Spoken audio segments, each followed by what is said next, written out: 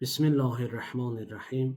Soruşurlar ki, biz Ramazan ayında nə etməliyik, hansı işləri görməliyik? Əziz dostlar, Ramazan ayında vacib əməl ancaq oruç tutmaqdır. Amma digər əməllər isə müstəhəb əməllərdir, gözəl əməllərdir.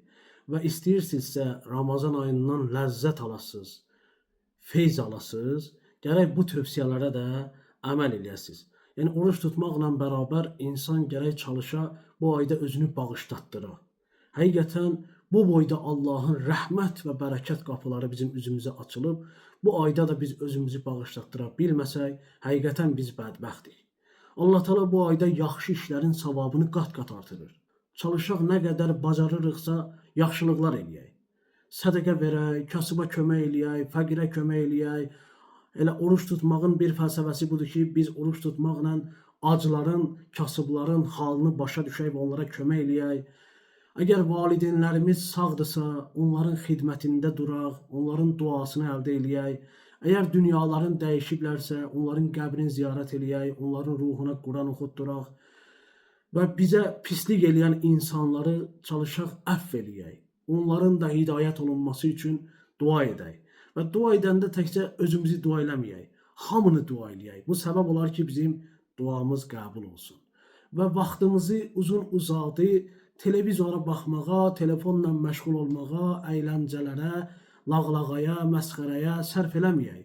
Vaxtımızı səmərəli keçirdək bu ayda. Əgər kiminsə haqqına girmişiksə, kiminsə qəlbinə dəymişiksə, ondan üzr istəyək, ondan halallıq alaq, düşüncələrimizi saflaşdıraq, qəlblərimizi saflaşdıraq.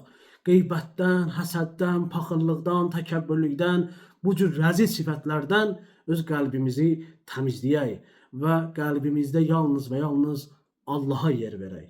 Bu qəlb Allahın hərəmidir. Allahın hərəmində Allahdan başqasına yer vermə. Dünyaya və dünya malına bağlanma. Əgər Quran oxuya biliriksə, Quran oxumaqla, oxuya bilmiriksə, Quran tilavətinə qulaq asaq, moizələrə qulaq asaq, Allahı zikr eləyək. Yəni bunlar hamısı gözəl əməllərdir bu ayda. İnsan gərək vaxtını bu ayda səmərəli keçirdə və bunlar hamısı insanın bağışlanması üçün bir səbəbdir. Və dualarımızda Əhl-i Beyti unutmayaq, 14 məsumi unutmayaq, onlara təvəssül edərək Allahdan hacətlərimizi istəyək. İmam Zaman ağanı unutmayaq, o da bu ayda bizim kimi oruç tutur, dualar edir və biz də onun salamatçılığı üçün sədəqə verək. Bu səbəb olar ki, onun dualarında biz də yer alaq inşallah. Və harda olursansa ol, heç zaman Allahı və ölümü unutma. Allah və ölüm həmişə sənin yadında olsa, qiyamət həmişə sənin yadında olsa, günah eləmərsən. Allah bu deyilən tövsiyələrə əməl etməkdə bizləri müvəffəq eləsin inşallah.